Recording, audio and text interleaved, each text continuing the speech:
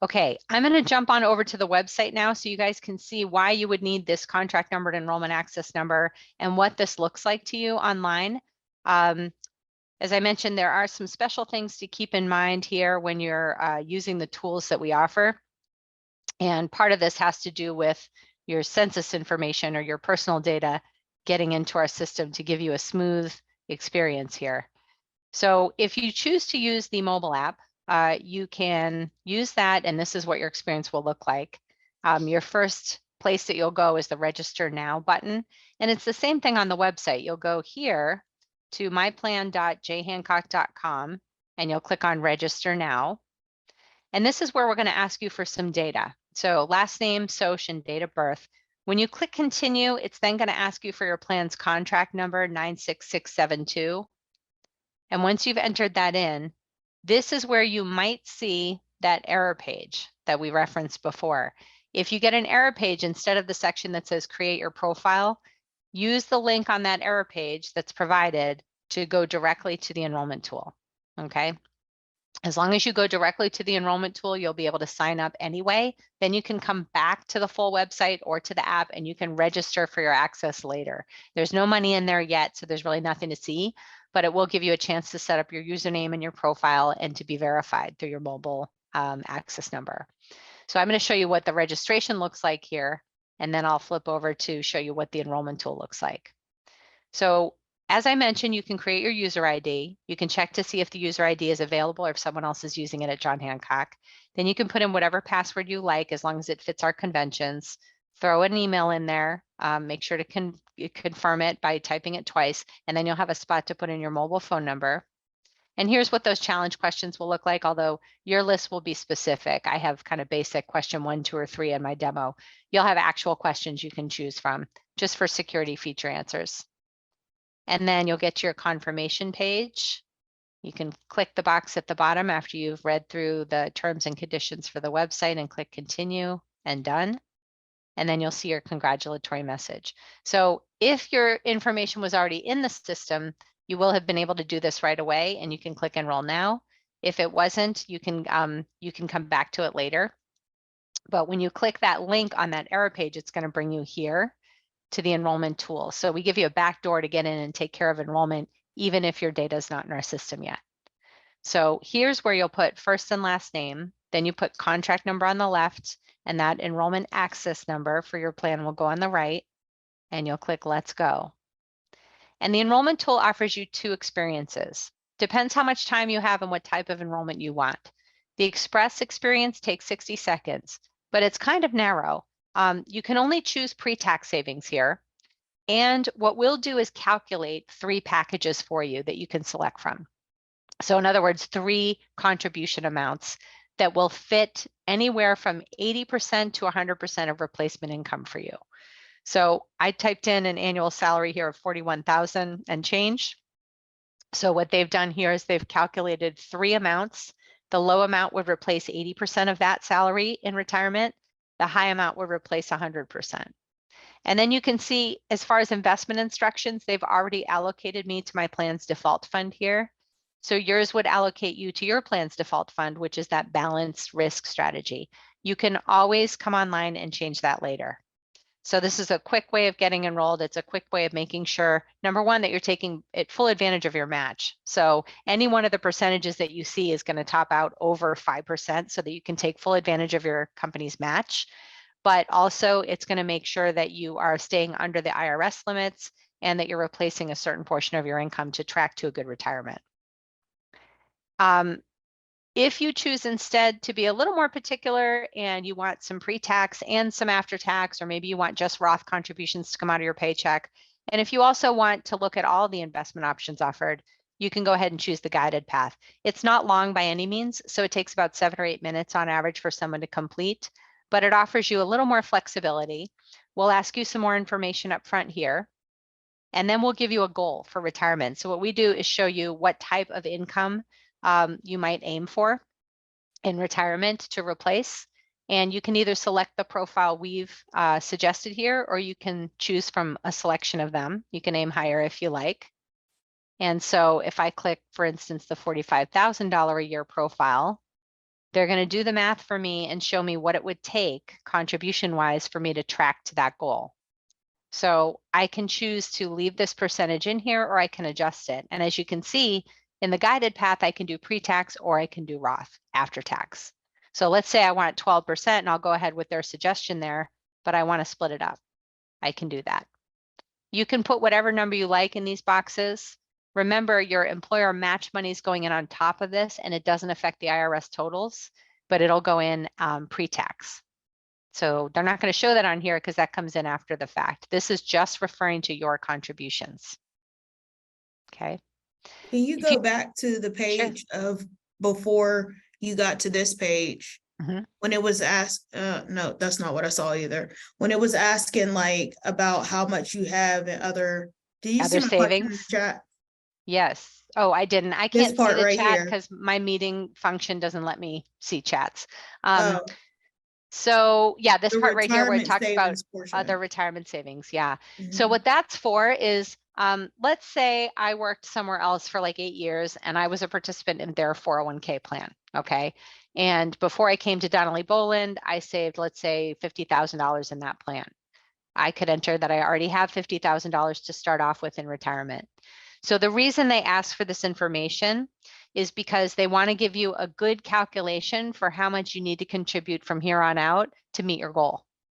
So it helps them understand what you're working with number wise. So you put in your salary, you put in how much savings you already have, and then we calculate from here forward how much paycheck to paycheck you might consider putting in. Does that make sense? Is there any way to bypass that if you don't have all the information? Because like I have, so this is what I put in the chat. I said, I'm stuck on the enrollment stuff because I only know the amounts from the county employment, but not my past state employment. How can I continue the enrollment process without that info? You don't have to put it in. You can put in 0 if you want, or you can just do a loose estimate. All this does is help us massage the calculation below so that we can get you closer to a good figure to put in so that it's better than a guess. You know what I mean? Because if I see somebody and I say, oh, well, you know, she hasn't saved anything outside of, you know, what she's trying to save in this plan, then I'm going to tell you to put in more, because if you haven't saved anything yet, you have to make up for that, you know, so you have to start putting in more of your paycheck now, right? But if I had somebody who already had $200,000 saved from someplace, then I'm going to tell them a lower percentage to get to that, because what I'm aiming for is this $45,000 a year, right? So I'm trying to get to a nest egg number that will allow them to pull that kind of income every year in retirement. So the way the math works out, if somebody has already saved more, they don't have to contribute as much, right? They're in a better position. Make sense? Yes, so the other thing you can use here that might be really helpful is underneath, where is it? Yeah, so underneath where it says choose this rate, see where it says I better try some different scenarios? If I click there, it opens up a calculator.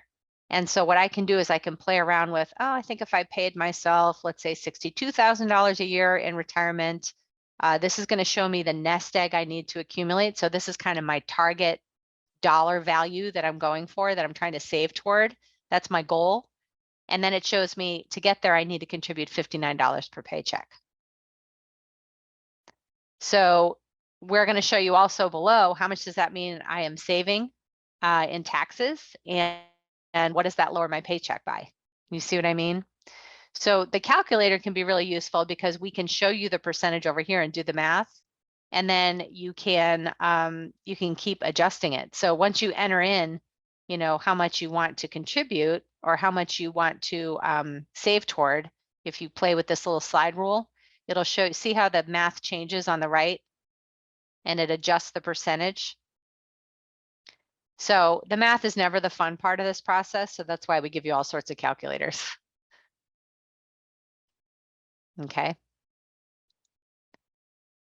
So once you have selected an amount that you're happy with, okay, Then you can come in and you can select choose this rate. If you see this message about auto increase, I'm not sure if you guys do because I don't think you have online deferral changes enabled on your plan.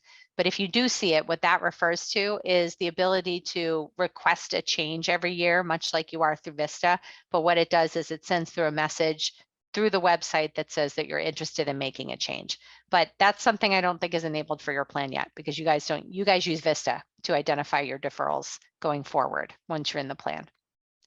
So when you click choose this rate, then it's going to say, okay, so you figured out how much to come out of your paycheck. Now you got to figure out which investments you want. And if you're somebody that says, you know what, I don't have time for that right now, or I just want the default fund, I'll go into that balance strategy. You can say, no, I'll review things later.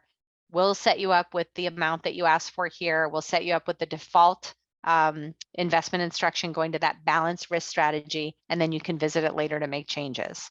If instead you want to look at all the investments offered by the plan, you can say yes, and then we'll show you your options. So these are those three paths I mentioned. This is the we'll do it for you on the left. This is the we'll help you do it in the middle. And then on the right is the I'll do it myself. Okay.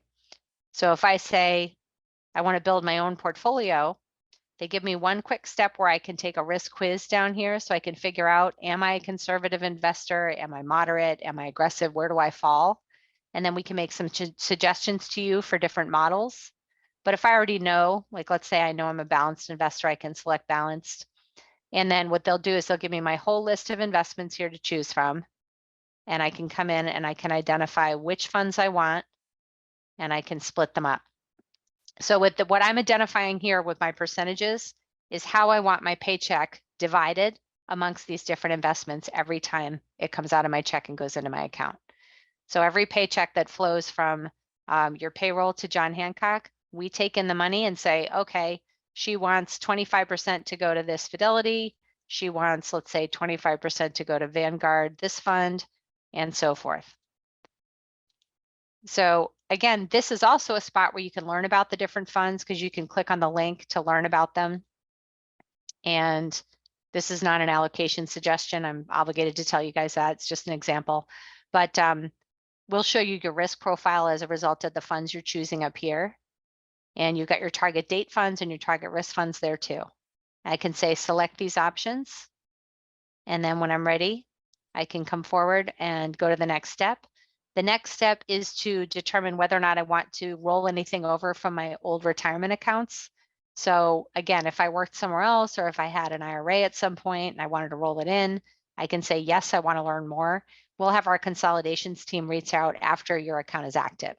But you can always contact them later too. It's not something that's like you have to do it or there's a deadline. And then once you fill that out, then it's really important, guys, to come in and select beneficiaries. So for those of you who are new, this is where you'll do that. You'll say, yes, I want to name my beneficiaries. And your spouse is your primary by law. So you'll put their name and the 100% in here. If you don't want to select your spouse, then you need their permission. So that's called a spousal consent. There is a form for that, and they have to sign it and you have to get it notarized by notary public. But it is something that we see a lot. So all sorts of family dynamics come into play here, and we see lots of spousal consent forms come through. Contingent beneficiaries would be next. So if your spouse and you both pass away, the contingent beneficiary is who inherits what's in your 401k. So some people name children. Children cannot directly inherit these assets, so it typically goes to a guardian's control. But some people also set up a trust so they can set some rules and boundaries around how that happens. It's really up to you who you name as your beneficiaries. Most important thing here is you name somebody, because if you leave it blank, the money goes to your estate, and then whomever you left behind has to go to probate court to get the money out. And that costs fees and time. So it's typically a hassle. And sometimes probate court doesn't name the same people that you would prefer as your beneficiaries. So you always want to be in charge of that. And you also want to keep it current. So for those of you already in the plan, I'll show you on the website where you go to add that information, because you guys are no longer doing paper for this. You're going to go to this spot now to set up the information. So once you do that, then you can go to the end of the process here, which asks you to enter in these last bits of data, and you can check off I confirm and enroll now. and then you'll be enrolled in the plan. And then you have to remember to go to Vista and enter that percentage. Yeah, go ahead, Ashley. Question. So is it just your children that aren't adults? Like if your child is an adult by then, they can be You can your name them. beneficiary, Yep. correct? Okay. They can be And your is it- beneficiary. If you're still married and you have children who are adults, it still has to be your spouse. But Okay. if it is a child and you're not married, then you can, if you're not legally married, then you can name your child, your adult child, as the primary. Yep. Is it 18 or 21? I think it's 18. Okay. Yeah. And then download your enrollment details just to keep them for your files, but we have it all paperless. So we've kept all your information and your choices on file. Once you do that and Kelsey gets your information into our system, then you can come back to the website and register the way I showed you. And once you register, then you'll be able to get into your website. You can use your username and your password to log in.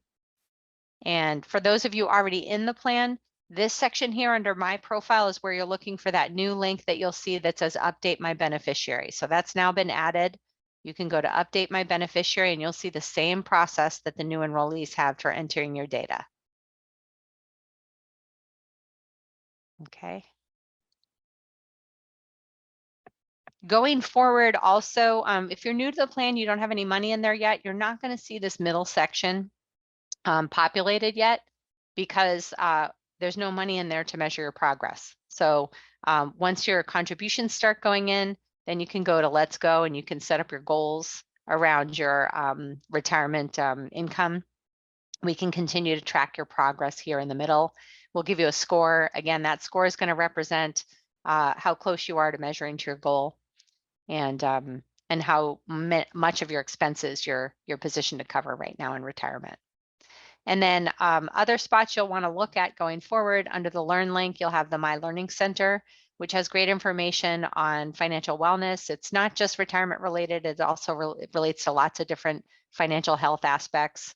Under Quick Links, you've got a personal finance manager so that you can link up with bank accounts or credit card accounts or savings accounts you might have so that you can create a dashboard for all your financials.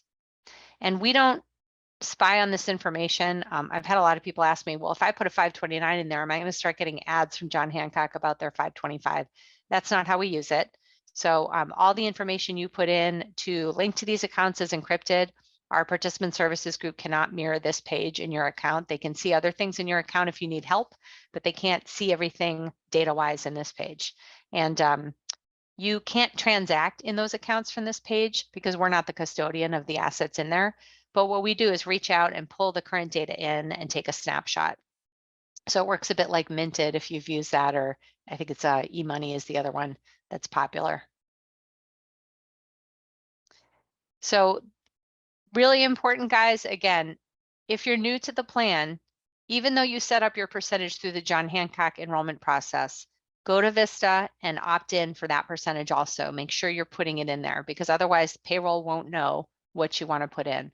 The website portion is just so that you can document going forward what you want to be contributing and so that we can wrap that into all of your, your goal setting experiences and so forth. And all your investments can be viewed here in the future too.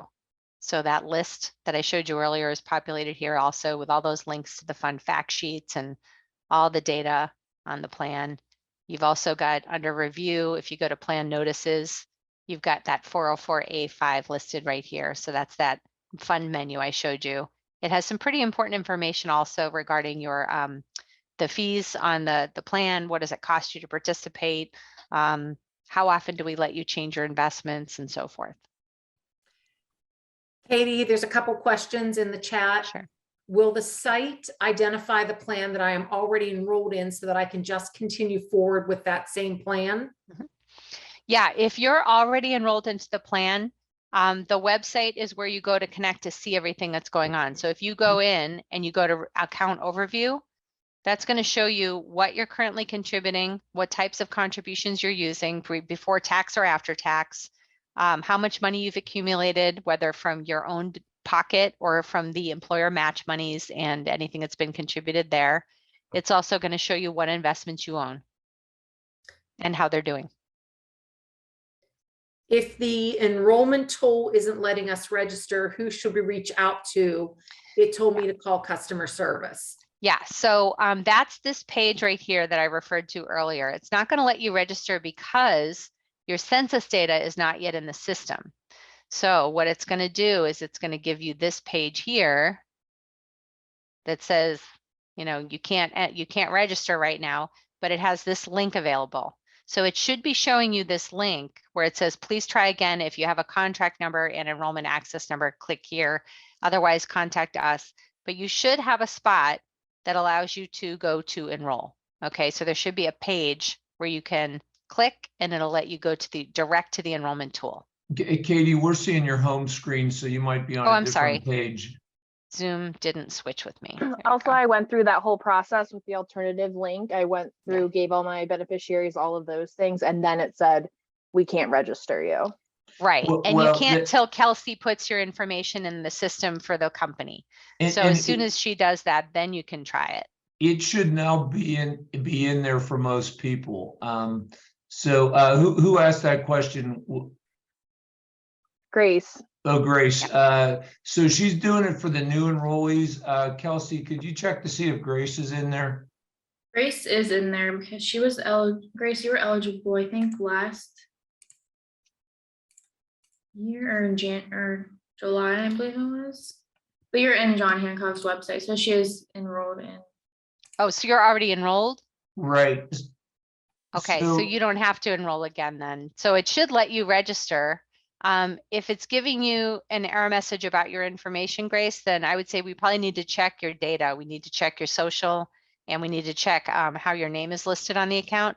Sometimes it flips the first and last name, or sometimes it's a spelling error, or it's a question of like a middle name or something like that. So we'll check your census data.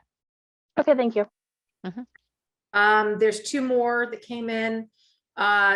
John Hancock, they created the John Hancock, but Vista's not letting me add the percent.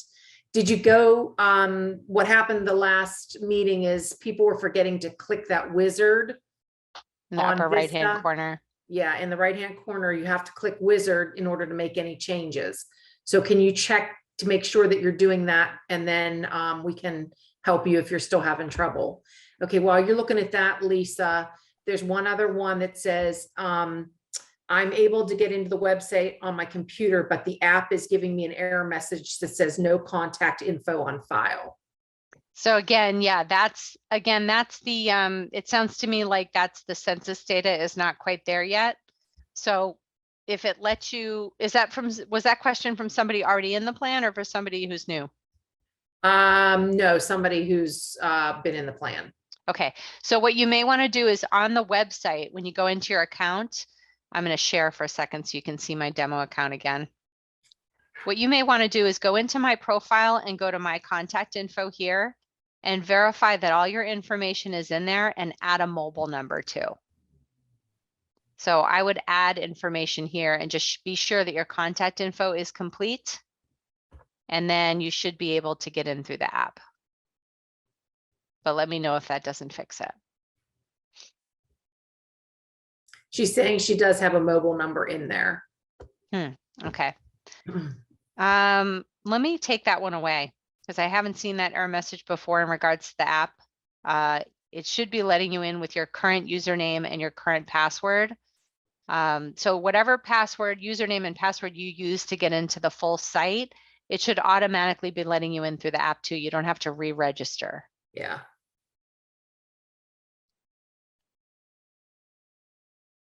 But if you don't mind, if you're able to take a screenshot of that and then send it to Susan and then she can send it to me, I'll take that away.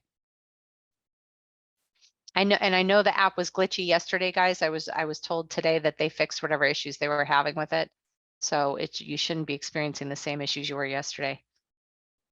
And I think Vista is good. Just everybody remember to click that wizard on the right-hand side at the top of when you get into the benefits, open enrollment. I have a question. I didn't see where to add the beneficiary on Vista. I was able to do it on the website, but not on the. Yeah, you're not going to do the beneficiary through Vista. Beneficiary okay. information is only on the John Hancock website. Okay. Yep. Okay, I'm good. Good. Are there any other questions that we want to talk about before we go to the next part of the meeting for new enrollees? Only those folks that we need to help enroll. We have one more question that came in. So just to be clear, even if you already have an account with John Hancock, you have to finalize everything on Evolve before you can do beneficiaries and everything on John Hancock Vista. Okay. No, beneficiaries beneficiaries is separate from what's in Vista.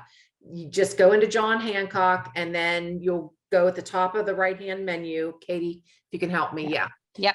Just log into your, all you have to do is log into your account at John Hancock, go to the second link down under my profile in the upper right-hand corner and put the information in here. Yes. So that can be done anytime. And then what you're going to do in Vista is either confirm your percentage that you currently are contributing or change it. But it has to be done regardless of whether you're making changes or not. You're welcome. Any other questions?